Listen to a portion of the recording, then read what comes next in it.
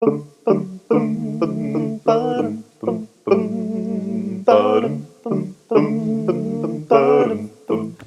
right, hello everybody, and welcome to another one of our conversations here with Dan.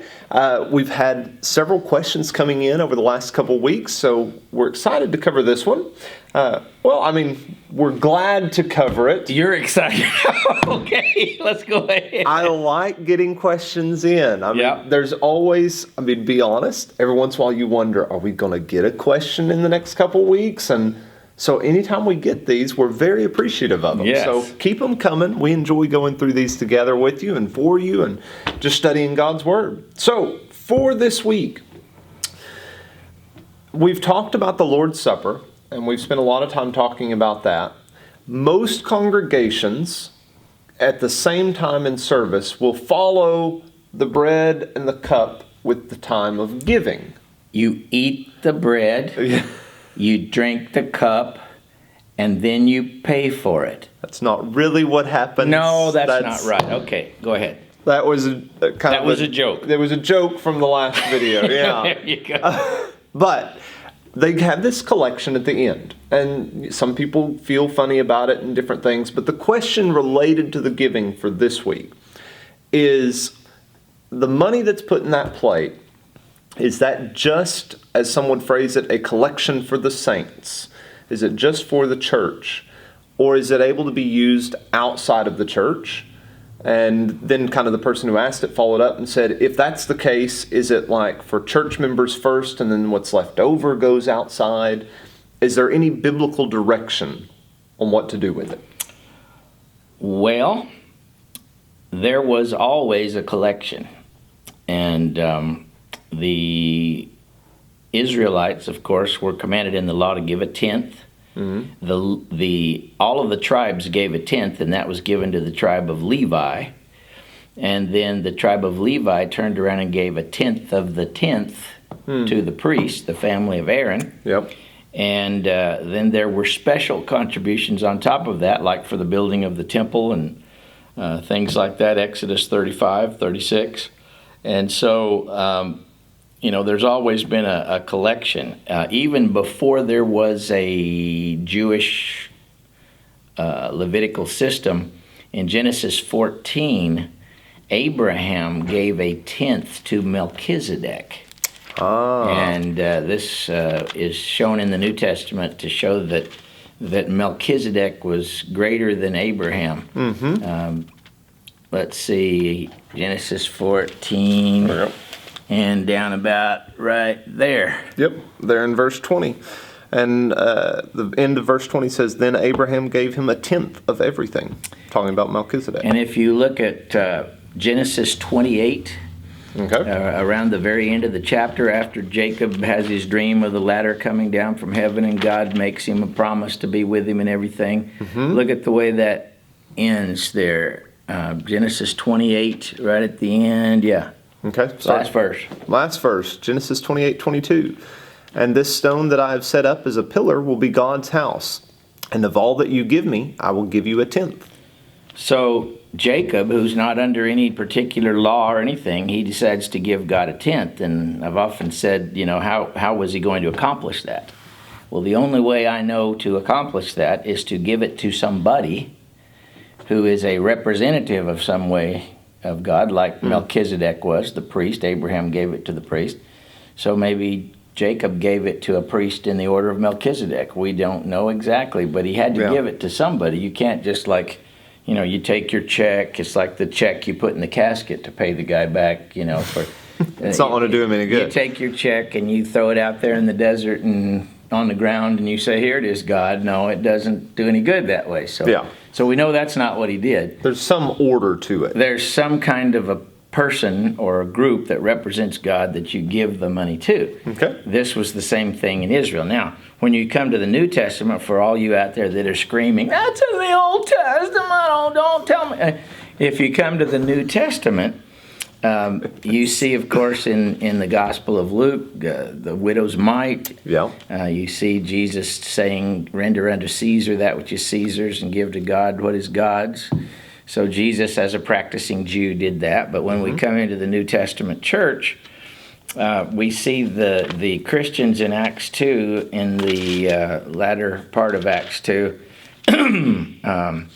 like verse 43 and 44 and 45, having their possessions in common and helping those in need. Yep.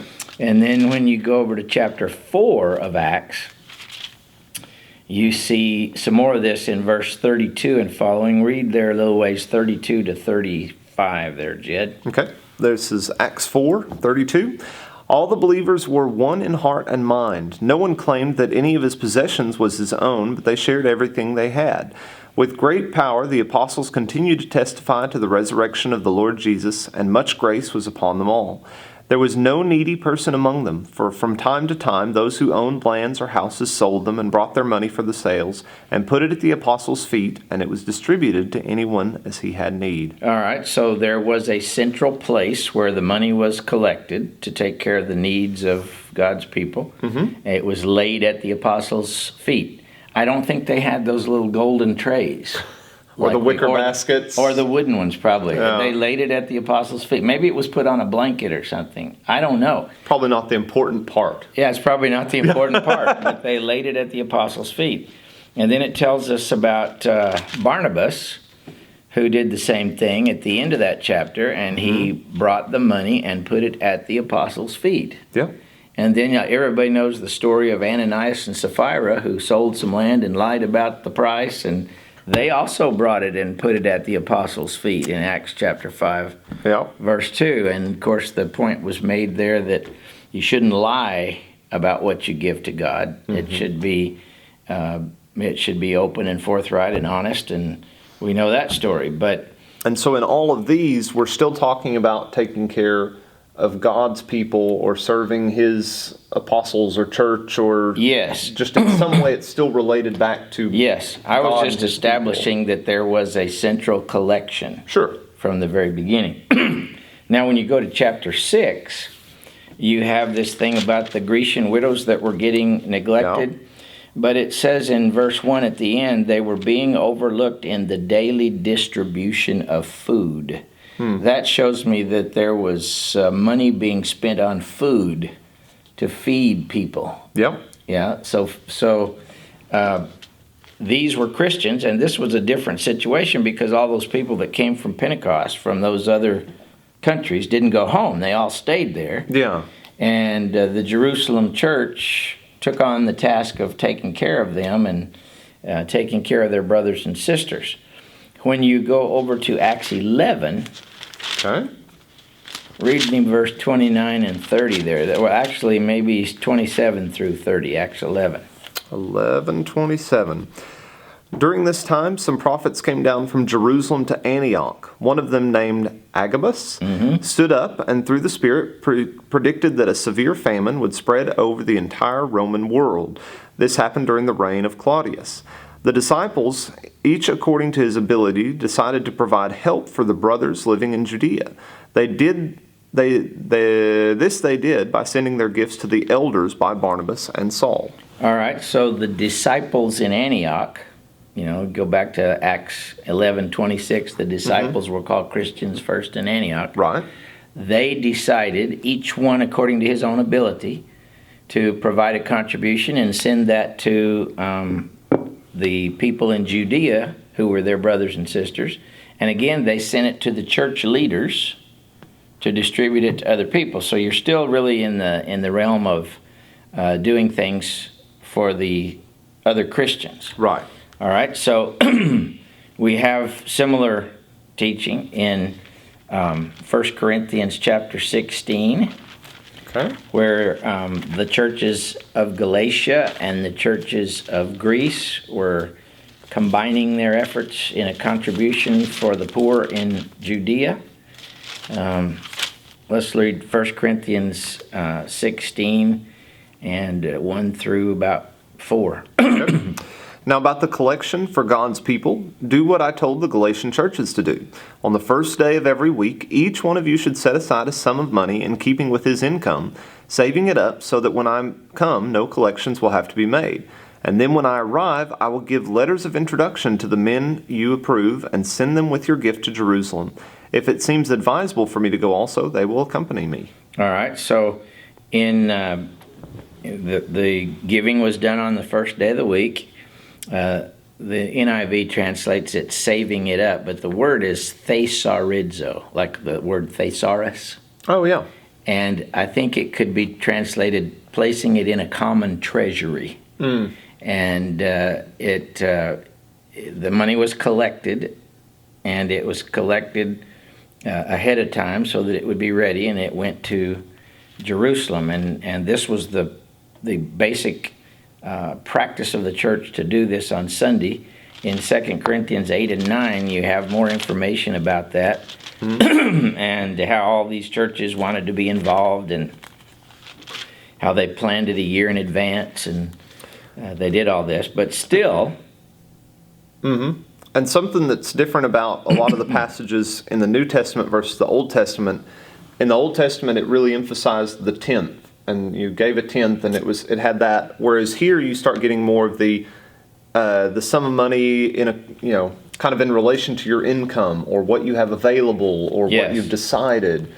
I don't think that means, though, especially when you take into account the widow's mite, where she gave everything she had. Sure. And how that in 2 Corinthians 8, the Thessalonians or the Macedonians, they gave out of their deep poverty, generously. I don't think we should come to the New Testament and say, now that God has sent His only Son and died for us and given everything for us, now we can all cut our contributions. We can give Yeah, no, I'm trying. I'm getting at the even going back to the heart of the question. I think some of it is dealing with your heart. Where are you giving to? Why do you want to give? It's not a regulated give a certain amount. Yeah, where your treasure is, there will your heart be. Yeah. But we ought to give as much as we can. Sure. And so continuing to think about who we're wanting to serve, would it be a pattern that we're seeing established that if you're part of the body of Christ, isn't that kind of your first priority? Yes. Where you would be looking to? Yes, it is. And as we continue in how this money was spent, in 1 Corinthians 9, verse 14, Paul makes it very clear that part of the usage of this money is to support those that preach the gospel. Read 9:14 for me there. In the same way, the Lord has commanded that those who preach the gospel should receive their living from the gospel.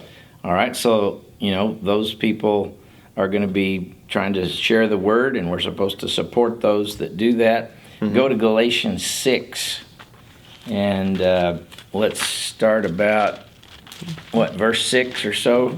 Okay. Read me verse 6 through 8. All right. Galatians 6, starting in verse 6. Anyone who receives instructions in the word must share all good things with his instructor. Do not be deceived. God cannot be mocked. A man reaps what he sows. The one who sows to please his sinful nature, from that nature will reap destruction. And the one who sows to please the Spirit, from the Spirit will reap eternal life. All right, so let's just stop right there. Verse 6 is saying you need to support those that are teaching you the word. And it's followed immediately by, if you spend your money on the things of the flesh, you reap corruption. But if you sow or spend your money on the things of the Spirit, you reap life eternal. Those two are not disconnected. No, yeah. And then look verse 9 and 10 there, because it might broaden our discussion here just a little bit. Okay, and then it says, let us not become weary in doing good, for at the proper time we will reap a harvest if we do not give up. Therefore, as we have opportunity, let us do good to all people, especially those who belong to the family of believers. All right, and I think that we're taught there clearly that we're supposed to do good. Now, doing good, if you follow that terminology, to do good throughout the New Testament, Titus chapter 3, do good to all men. That means benevolent acts of some kind. And clearly he says they're do good to all people, but especially. Yeah. So it doesn't mean we can't and shouldn't help other people outside the church when they need help, but our priority should be those of the household of faith. The church does not become a full-blown welfare agency to everybody out in the world. Yeah. the most of the benevolent work out in the world, I think, was probably done by individual Christians. We have plenty of passages that talk about, the Good Samaritan that helped the person when they needed help, and he paid for he didn't call up the synagogue and say, "Sorry, I've got this person that needs help. Could the synagogue help him?" He just helped him. Yeah. And 1 Timothy 6, verse 17 and 18 talks about those that are rich in this present world. I've got too many pieces of paper. In 1 Tim 6, you're way past James. Let's get back here into 1 Tim. I know. I got to clear the paper out of the Bible to get into that section. Command those who are rich in this present world not to be arrogant or to put their hope in wealth, which is so uncertain, but to put their hope in God, who richly provides us with everything for our enjoyment. Command them to do good, to be rich in good deeds, to be generous and willing to share. So, if we have wealth, we should look around us and help people who need help. The Galatian churches, as a whole, were told to do good to all men, but especially to the household of faith. Yeah. But Christians are told to see needs and to to help those needs themselves. Yeah. So I think from reading the New Testament that I could probably say that most of the benevolent work out in the community in the first century was probably done by individual Christians. But I don't think it's wrong for the church to do anything that God commands us to do. Like Galatians 6:10. Yeah. Do good to all men, but especially those that are household of faith.